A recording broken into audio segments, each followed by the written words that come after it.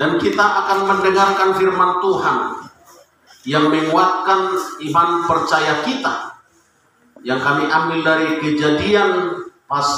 Keluaran pasal 17 ayatnya yang ke-8 sampai dengan 16. Kita sama-sama membaca firman Tuhan ini secara bergantian. Setelah saya membaca, baru Bapak Ibu semua. Lalu selanjutnya di ayat yang terakhir kita sama-sama membaca firman Tuhan ini. Mari kita sama-sama membaca secara bergantian Keluaran pasal 17 ayat 8 sampai dengan ayat 16. Lalu datanglah orang Amalek dan berperang melawan orang Israel di Rafidim. Musa berkata kepada Yosua, "Berilah orang-orang dari kita, lalu keluarlah berperang melawan orang Amalek. Besok aku akan berdiri di puncak bukit itu dengan memegang tongkat Allah di tanganku." Lalu Yosua melakukan seperti yang dikatakan Musa kepadanya dan berperang melawan orang Amalek. Tetapi Musa, Harun dan Hur telah naik ke puncak bukit. Dan terjadilah apabila Musa mengangkat tangannya, lebih kuat Israel, tetapi apabila ia menundukkan tangannya, lebih kuat Amalek. Maka penatlah tangan Musa, sebab itu mereka mengambil sebuah batu, diletakkanlah di bawahnya, supaya ia duduk di atasnya. Harun dan Hur menopang kedua belah tangannya, seorang di sisi yang satu, seorang di sisi yang lain, sehingga tangannya tidak bergerak sampai matahari terbenam. Demikianlah Yosua mengalahkan Amalek dan rakyatnya dengan mata pedang. Kemudian berfirmanlah Tuhan kepada Musa, "Tuliskanlah semuanya itu dalam sebuah kitab sebagai tanda peringatan, dan ingatkanlah ke telinga Yosua bahwa aku akan menghapuskan sama sekali ingatan kepada Amalek dari kolong langit." Lalu Musa mendirikan sebuah sebab dan menamainya "Buanglah panji-panjiku." Sama-sama, ia berkata, "Karena di atas panji-panji Tuhan, Tuhan berperang melawan Amalek turun-temurun." Puji Tuhan. Haleluya. Bapak Ibu Saudara yang dikasihi oleh Tuhan, bahwasanya perjalanan bangsa Israel ini penuh dengan tantangan. Selesai tantangan yang satu, hadir tantangan yang lain. Selesai dari Laut Merah, selesai dari padang gurun, selesai dari gelap dan terang, dalam perjalanan mereka tibalah akan berperang melawan musuh. Bapak Ibu Saudara yang dikasihi oleh Tuhan, dalam hidup ini sering kita ditimpa masalah secara tiba-tiba, tidak terduga, tidak terpikirkan. Bagaimana kita menyikapi itu? Adalah dengan tenang. Bagaimana kita menyikapi itu? Adalah dengan berserah kepada Tuhan. Dan masalah perjalanan Israel di padang gurun itu diserang Amalek dari belakang. Bapak Ibu Saudara, bahwasanya penyerangan itu tiba-tiba, bahwasanya penyerangan itu tidak diduga-duga. Mereka kalut, mereka tidak sadar, tetapi ada Tuhan Allah yang Maha Besar. Oleh karena itu Bapak Ibu Saudara yang dikasihi oleh Tuhan, siapakah orang Amalek ini? Orang Amalek ini adalah keturunan Esau yang selalu beda pendapat dengan keturunan Yakub. Mereka harus selalu bertentangan karena sesuatu. Dan pada saat perjalanan ini, mereka dihalang-halangi. Mereka ada benturan. Maka Bapak Ibu Saudara yang dikasihi oleh Tuhan, kita harus sadar bahwasanya ada yang mengintai kita, mengintai hati kita, mengintai pemikiran kita.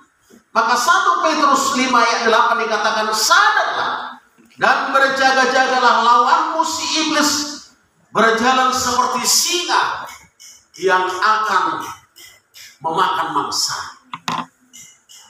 Singa itu selalu berusaha untuk memakan mangsanya kapan dan di mana.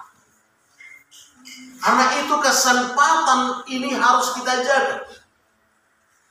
Hati pikiran harus kita jaga supaya jangan sampai dikuasai oleh singa. Karena itu dalam perjalanan ini adalah perjalanan secara fisik oleh bangsa Israel yang mereka tidak punya kekuatan apa-apa, tetapi kekuatan Tuhan yang luar biasa yang menolong mereka. Joshua harus berperang. Dia harus turun ke lembah bukit Rafidim melawan daripada musuh itu. Kalau tidak sedemikian mereka akan tidak sampai kepada tujuan. Nah, mereka dari awal punya tujuan. Dari Mesir akan sampai kepada tanah Kanaan. Mereka harus berperang. Mereka harus mengorbankan jiwa raga. Tapi yang ada di sini adalah sesuatu yang menolong mereka dengan kebersamaan. Apa? Musa yang sudah lemah itu berdoa kepada Tuhan, mengangkat tangan, memohon pertolongan kepada Tuhan supaya Tuhan boleh menolong mereka. Mulai daripada pagi sampai dengan matahari terbenam. Kalau kita mengangkat tangan saja 1 jam, tidak akan sanggup. Tapi Musa di dalam umurnya yang ujur itu mampu mengangkat tangan 1 hari penuh, mulai daripada pagi sampai matahari terbenam, walaupun harus ditopang oleh Harun dan Hur. Apa yang dimaksud oleh firman Tuhan pada saat ini adalah bahwa kita harus berjuang, bahwa kita harus berperang. Maka kita harus mempersiapkan diri kita. Orang yang berperang harus mempersiapkan diri. Kalau lawan itu lebih kuat, tentu mempersiapkan diri kita lebih daripada itu, supaya bisa menang. Kalau tidak, habis. Tapi di sini ada sesuatu yang harus kita perhatikan, adalah bahwasanya dalam situasi yang sulit itu, maka kesulitan itu menghasilkan pahlawan yang kuat. Kesulitan itu menghasilkan orang yang diperlengkapi Tuhan. Pahlawan, disebutnya pahlawan, adalah ketika menghadapi perang dan menang melawan peperangan itu. Pahlawan si singa mengeraja, walaupun dia harus mati, tapi dia berjuang untuk mengalahkan musuh. Daud disebut sebagai pahlawan yang mengalahkan Goliat yang besar di tengah-tengah peperangan yang terjadi. Dan bukan dari kekuatan, adalah kekuatan Allah di dalam dirinya. Maka dalam konteks firman Tuhan yang kita baca ini adalah tantangan itu adalah latihan, bahkan ujian yang harus dimenangkan. Orang supaya boleh kuat harus latihan. Latihannya apa? Kalau olahragawan, latihannya kalau dia angkat besi, Dia mengangkat yang mulai daripada yang teringan sampai dengan yang dibutuhkan oleh pertandingan itu seberat apa. Mulai daripada yang kecil sampai dengan yang terberat, dia angkat. Dalam latihan itulah, dalam kesulitan itulah, dia membenahi dirinya. Dan orang yang bisa membenahi dirinya ini adalah orang yang sadar. Tidak bisa orang yang tidak sadar membenahi diri. Saya sadar hari ini kekuatan saya lemah. Saya harus membenahi diri dengan kekuatan dari Allah.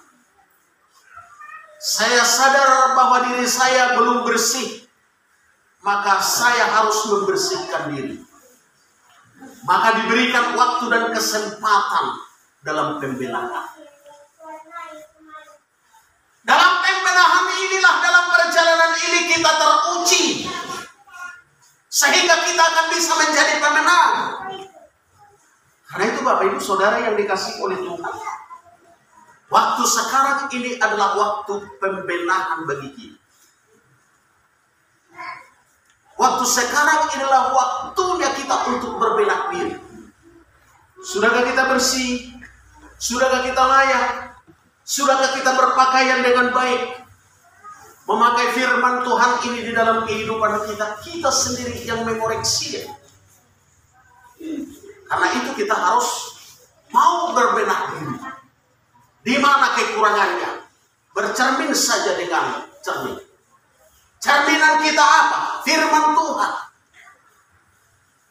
Karena itu Bapak Ibu Saudaraku yang dikasih dalam nama Tuhan, gak perlu terkejut-terkejut dengan sesuatu itu. Karena itu menyangkut dengan diri seseorang. Gak perlu kita terkejut. Yang terkejut kita sekarang adalah orang yang baik, kenapa ada? Kalau yang jahat itu sudah biasa, banyak. Yang terkejut kita kenapa dia baik ini? Kenapa dia taat ini? Kenapa dia setia ini? Itu yang terkejut kita kalau masa sekarang. Karena semua kita diperhadapkan dengan berbagai hal.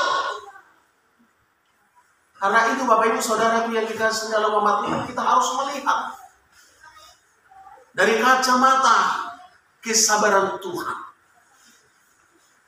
Bagaimana kesabarannya itu dalam membimbing kita, dalam kasihnya yang besar kepada kita semua, sama seperti kepada bangsa Israel.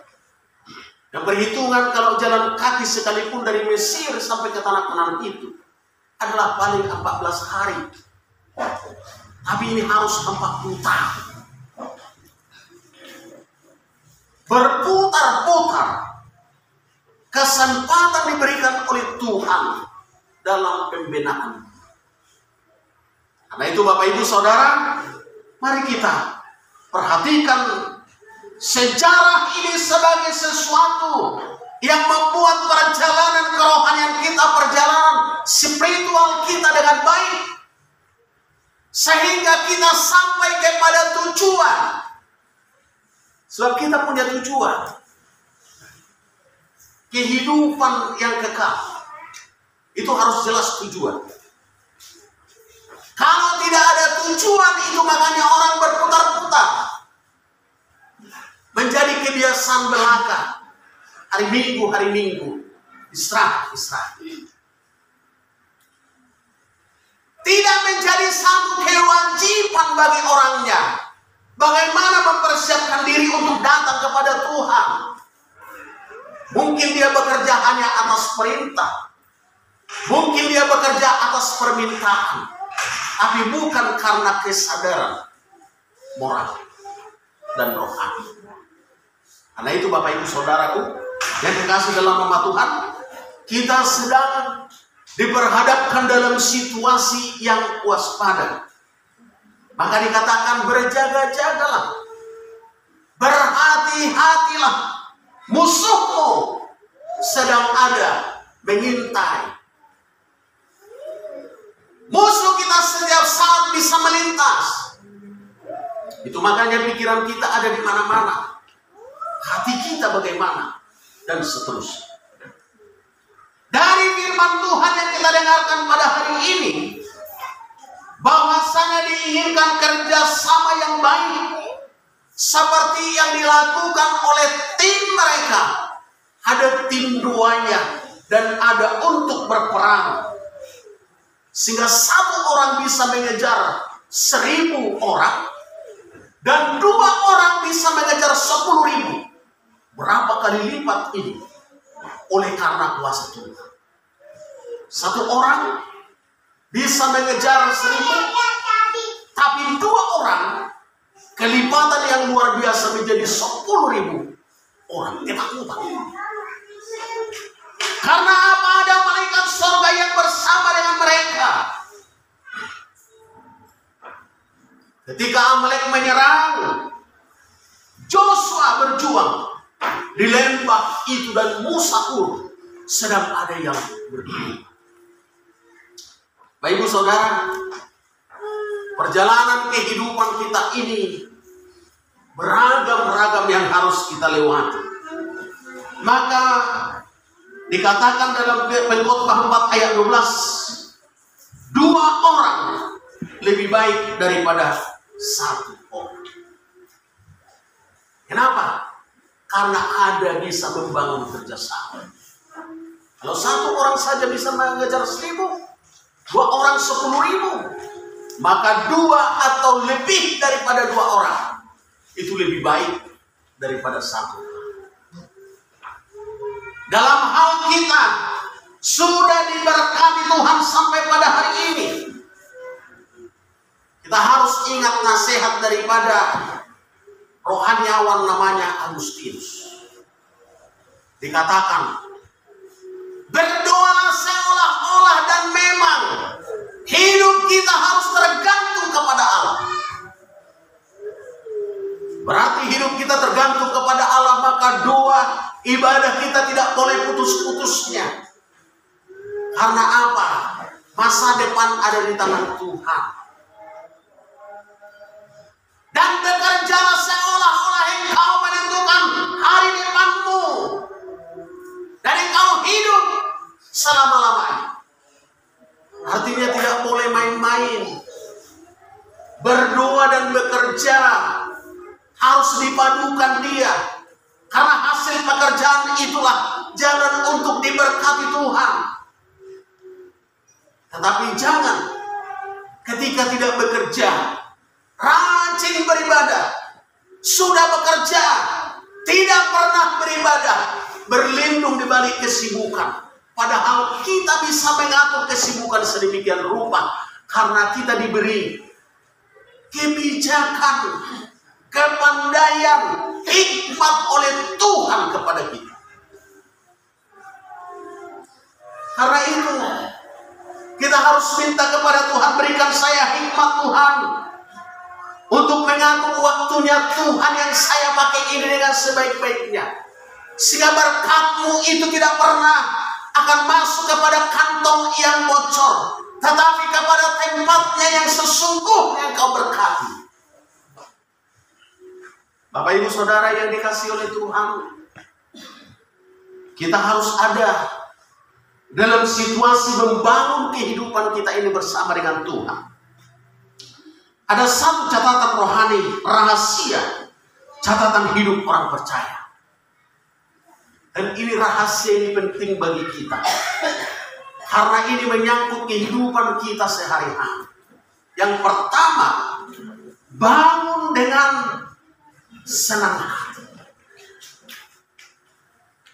Bahasa Batakna, lasro adungo. Waduh kita dungo. Lasro hatta main meringu kita, main merepek. Koreksi saja. Lasro hatu Tuhan. Lasro. Bui dungo di bagasan las ni rohan. Nak pedong video ni so. Tapi senang. Lalu kita harus berdoa dengan senang hati. Lasro hamar tangian. Waduh. Lasro hamar tangian. 2 Dua itu komunikasi dengan Tuhan. Dua itu sesuai dengan tempatnya. Ada dua syafaat, ada dua penyerahan, ada dua pembukaan. Nomor dua penyerahan, menyerahkan seluruh rangkaian ibadah itu ke dalam tangan Tuhan, yang ambil pelayanan altar supaya diurapi Tuhan. Itu intinya. Orang yang tanya kok kamu isi nomor saya, orang boleh tanya kok kamu isi nasi. Tapi intinya adalah menyerahkan ibadah itu ke dalam tangan Tuhan, serta yang ambil pelayanan altar pada saat itu besar. Dosa hati yang kita doakan karena semua yang nomor singgah ini masuk. Apa sah mesina tangis tu hita na bohaya dong kotok tangis di bagasalas ni roha. Ada kilas roha martangiang, na tangis sepi adong do las ni roha. Ketemu dengan Tuhan, berjumpa dengan Tuhan. Bergerak dengan senang hati, las roha umusor. Dung-dungo di bagasalas ni roha, martangiang di bagasalas ni roha, umusor di bagasalas ni roha. Bergerak.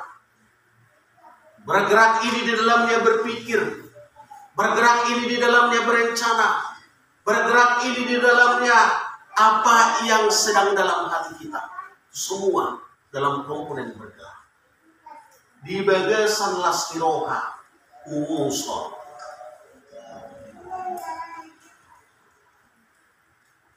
Bekerja dengan senang hati. Bekerja di dalam aktivitas sehari-hari. Bekerja di ladang Tuhan.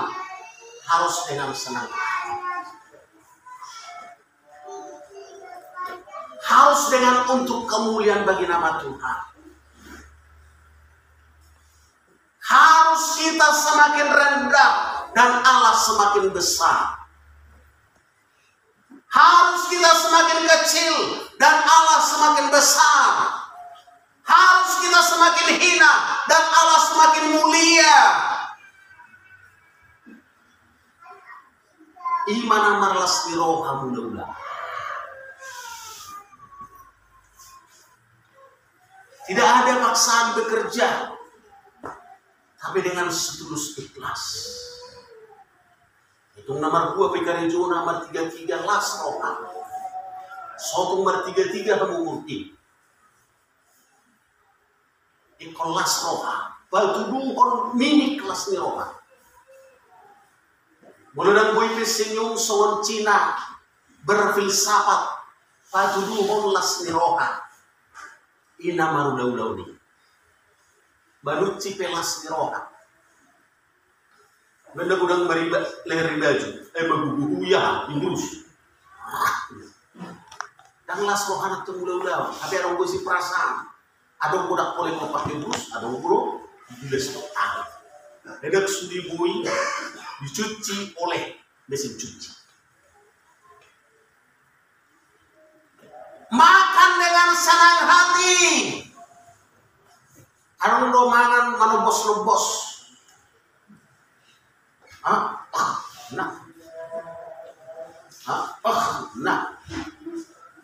Mangan manobos-lobos. Dia biasa di Natal. Kalau nagsesuai itu rohana, pabeni panitia. Nah. Sampo tadi itu bilang dilaw si panganonin dari mana musik. Makan harus dengan senang hati. Unang kecelek. Harong gusto ko ni alasan na, apa sa kecelek ko? Alam niyo ba, ichabibi na daw, apa na yun? Yosok do. Danginom. Yosok pahay. Kamu mak, menterjemah ko sa dia. Ay maginom mo na daw ko macam. Yosok doho di minum. Itarik ka hantong. Jadi ko na macam ini. Unggu liling mabatuk siyan, mangalang miso. Makan dengan senang hati itu adalah penuh dengan ketenangan. penuh dengan sukacita. Deko senekel nama kali. Salah doto. Asinggohan. Tapi senang. Yang keenam, tidur dengan senang hati. Udah mulut kamu bermurut lebih. Berlibi-libi. Jadi tidur itu harus dengan senang. Usahakan tidur dengan senang hati. Bulubui, uli hamu bodoh. Uli, lapatan atas kesenangan hati untuk istirahat itu, sepanjang istirahat kita itu enak. Dan melujebu dan marmiakku dalam standar itu setiap hari paling tidak ada 6 menit. Satu pun seharusnya jangan ada yang terlepas dari yang 6 menit. Sebab menyangkut dengan diri kita, menyangkut dengan kekuatan kita, menyangkut dengan pelayanan kita. Makanya banyak pelayanan ini terarah kepada pola pikirnya. Bukan untuk menyenangkan hati Tuhan, tapi menyenangkan hati.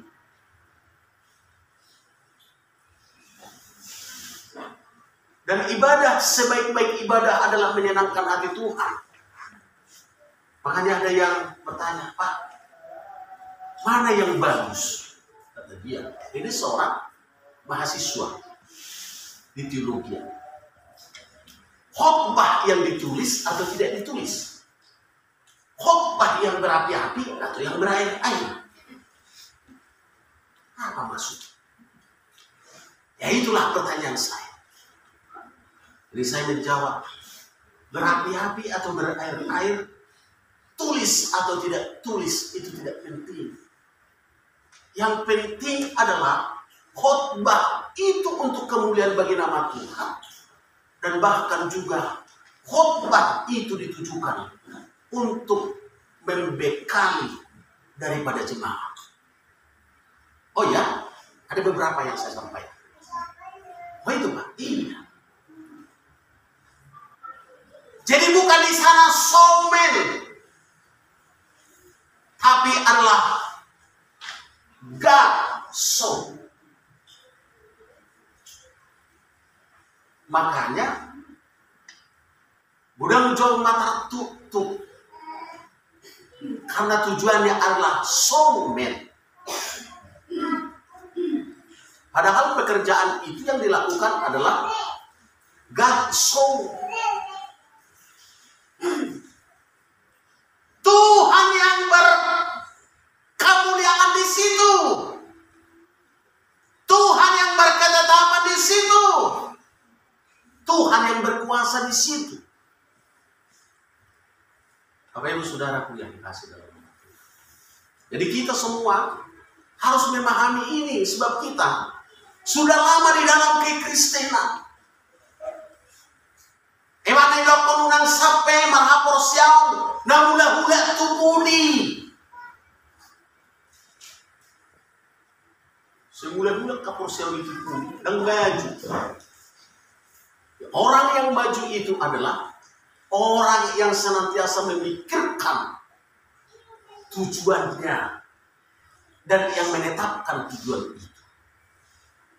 Itu di sana yang terpenting. Maka ketika yang 6 komponen tadi bisa terlaksana dalam kehidupan kita, sampai yang terakhir tidur dengan senang hati, maka pada hari Minggunya ibadah itu akan senang hati.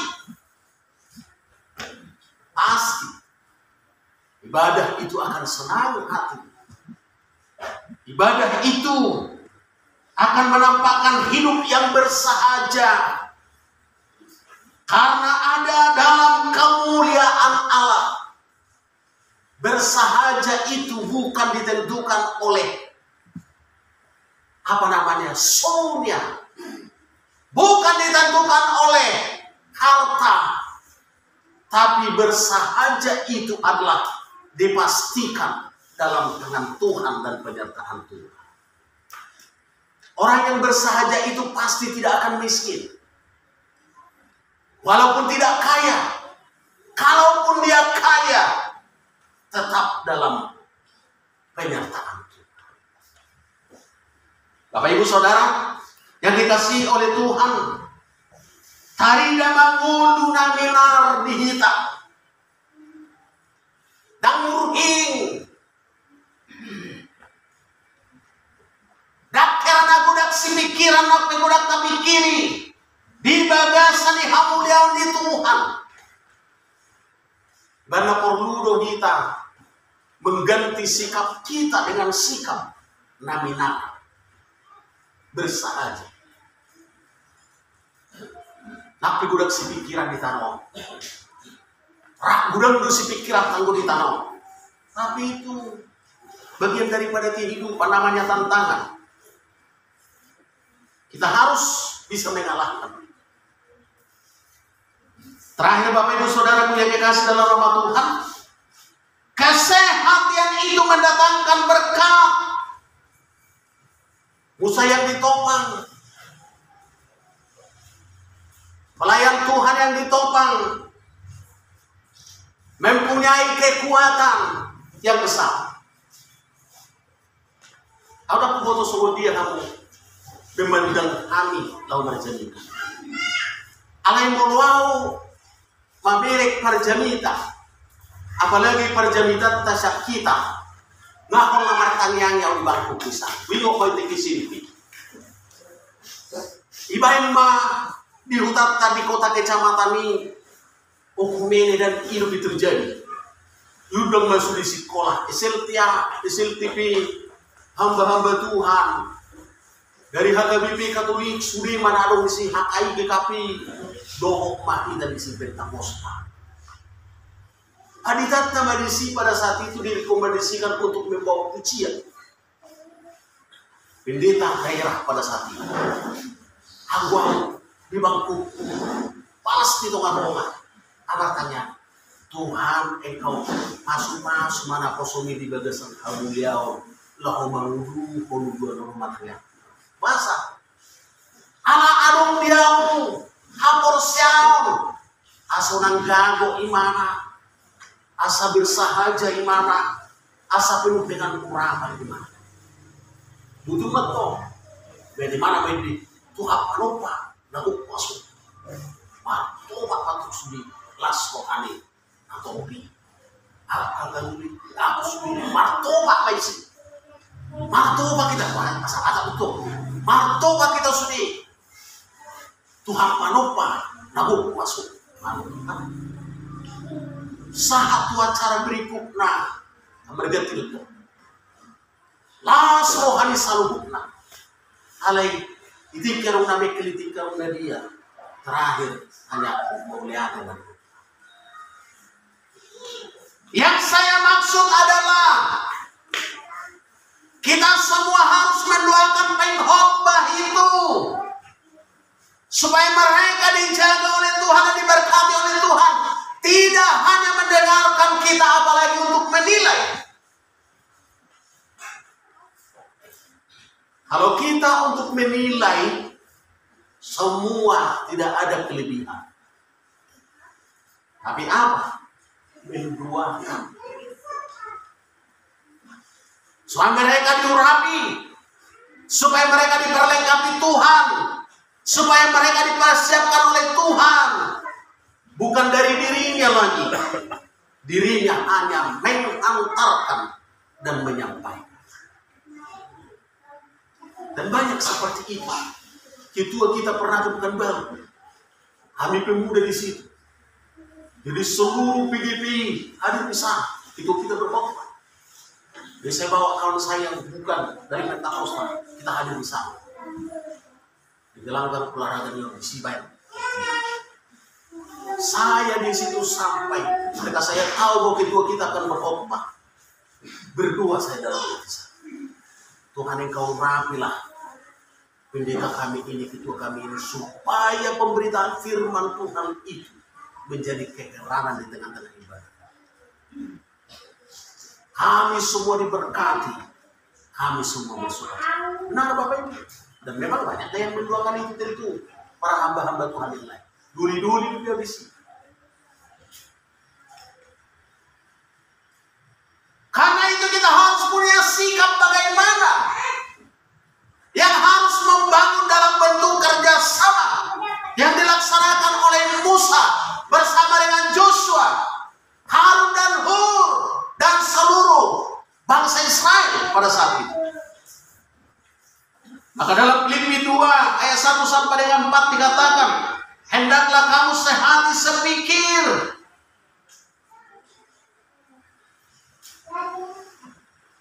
supaya kita mendapatkan berkat yang besar itu, supaya Tuhan senantiasa mengarahkan matanya kepada kita untuk memberkati kita. Nah, mereka yang duduk bersama itu anak-anak Tuhan, orang percaya itu, maka Tuhan tertuju ke sana untuk memerintahkan berkat, memprioritaskan berkat apa? Berkat rohani terutama, sehingga kita tidak akan melulu walaupun hanya cukup-cukup saja. Natal sudah dekat. Tentu saja kita harus mempersiapkan diri menghadiri ini, melakukan ini dengan sungguh, sehingga ini menjadi kemuliaan bagi nama Tuhan. Ibu Tuhan do semua dia pura-pura lang masih baik. Kenapa? Karena dari dia, untuk dia, dan oleh dia sampai selama-lamanya. Ketika kita dengan iman memberi, Tuhan lipat gandakan itu dengan caranya Tuhan. Diberi hati kepada kita, hati yang tenang, pikiran yang jernih dalam menghadapi situasi ini yang bermacam-macam itu. Jadi walaupun banyak itu yang harus kita jalani, kita boleh berkemenangan untuk menyelesaikan. Sama seperti yang dialami oleh bangsa Israel. Bahkan Tuhan senantiasa menyertai mereka sampai pada akhirnya menghapus kekuatan lawan dari kolong langit. Jadi tapi hapus soron itu hama akka. Kesulitan-kesulitan yang kita hadapi. Hamaolon. Dohot aka pergumulan-pergumulan. Karena Tuhan sanggup dan sangat sanggup untuk memenangkan kita. Kita tunjukkan dan nyatakan juga kesehatan kita di gereja kita ini. Mau salah pedongan, nggak boleh bebel-bebel. Yang salah itu harus kita pandang di dalam kasih. Asa tubuh haporseona, asa merdelen, mudarni Kristus di mana, sehingga dapat menyenangkan hati Tuhan. Pasti kita semua akan diberkati. Diberkati kita di rumah, diberkati pribadi lepas pribadi, diberkati keluarga, dan diberkati gereja kita. Puji Tuhan. Jangan pernah bimbang untuk itu.